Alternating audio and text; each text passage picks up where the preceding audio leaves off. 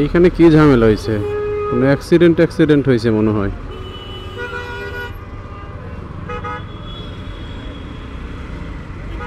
সামনে পুরাই ফাঁকা, কিন্তু শুধুমাত্র এই যে দুইটা বাস রফ এই দুইটা বাসের পুন্দাবন্দিতে মানে এখানে এতগুলা মানুষ এতক্ষণ মানে জ্যামের মধ্যে পড়ে রয়েছে। এরা মানুষ হবে যে কবে?